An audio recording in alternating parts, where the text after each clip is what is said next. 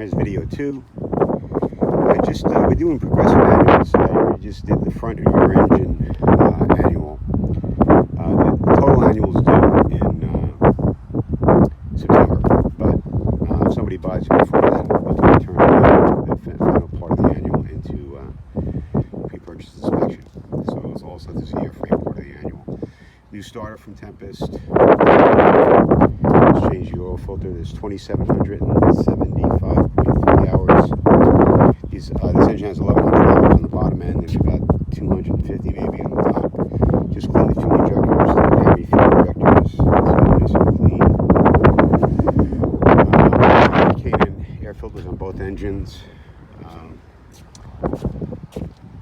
Change the contactors, both for the battery and the starters. I only run 2050 Exxon Elite oil, and I use Cam Guard. Mufflers probably get about 200 hours on both the front and the rear. New battery in December of 2018, so 6-7 months on the battery. This engine just starts in like 2 blades, even if you don't start it for a long time. JPI engine monitor. Both the rear and forward cowl flap motor has been rebuilt.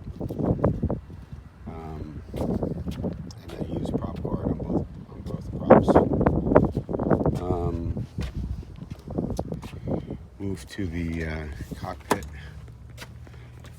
Okay, the cockpit has a Garmin 430, and that was actually rebuilt recently. An EDM JPI 760 engine monitor. All the dials work. I have digital tachs for the front and rear engine. I actually had the fuel flow rebuilt about 4 years ago. There's 2,775.3 hours on the airframe. The mandatory eddy current inspection is not required until 5,000 hours on this plane. Oh, I also have a 420 megahertz ELT. I think it's 402, whatever it is. I just had that installed. Has ADS-B out. I installed a Trig ADS-B out compliant transponder that gets its GPS information from the 430 GPS. All the control cables are smooth because I replaced them, all of them. So they're all new cables running down the tunnel into the front. I did that about 4 years ago. The fuel selector valves have been rebuilt on both wings, and the dials, cables that reach out to them are all being lubricated. They move very freely. What else can I say about the panel? Yeah, so engine monitor. Let me power it up. You can actually see everything. So you can see the engine monitor. You can see the digital tachs. Garmin's coming up. It's got a KX155 for the secondary radio. You can listen on either of the channel, on either radio. So it's good when you're getting ATIS information. When you're getting ATIS information, you can actually listen in and get your ATIS while you're getting flight following, just by clicking on both. So that's the radio panels and the Trig. So it's all ready for ADS-B out compliance. I didn't do ADS-B in, but you can get that just getting one of these ADS-B in from Dual, for example, an ADS-B receiver. Throw it on the panel and we're done. Okay, turn the power back on here.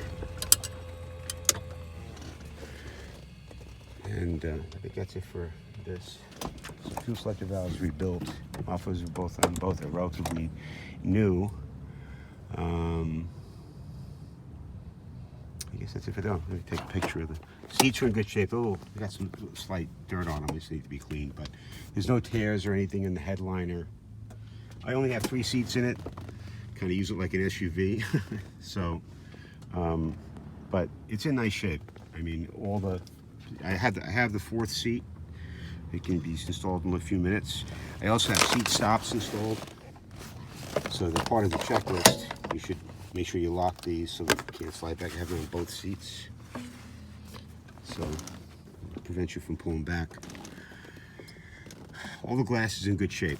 You don't need glass for, especially if it's hangered like this is most of the time. I always have a cover on it. So that's the front of the plane. You can actually see the paint's in pretty good shape. I mean, there's some slight wear along the edges of, the panels. There's one panel that got away from me in the wind one time. The top panel for the front. You can see the damage there. I actually have 2 quarts of paint, one for yellow, one for white. I don't have the brown. So I had the paints, matched perfectly. So for little touch-ups, you can use that to touch up some of the paint if need be. But there's some areas, like along the windshield, there's some white paint missing. Probably should be fixed, but it's in a hangar and it's not in an environment that's corrosive with the ocean, so it's really not a problem. I had all the flap cables converted last year during the annual. There's 6 flap cables because one of the problems with this plane, because of corrosion, there could be a problem with the flap cables. So I had them built in stainless steel. The flap cables are all stainless steel now installed. Flap motor's in good shape. So that's done as well. So you don't have to worry about asymmetric flap deployment because you have stainless steel, 6 stainless steel flap cables just installed. So those cables will outlive anybody that buys this plane. They'll certainly outlive me. Balloons are all in good shape. No corrosion anywhere. You can see all that. I'm going to pull the back panels for the rear engine. Now the rear engine is probably about 250 hours on it since a complete overhaul. I have an oversized. Well, I'll show you that when I pull these panels.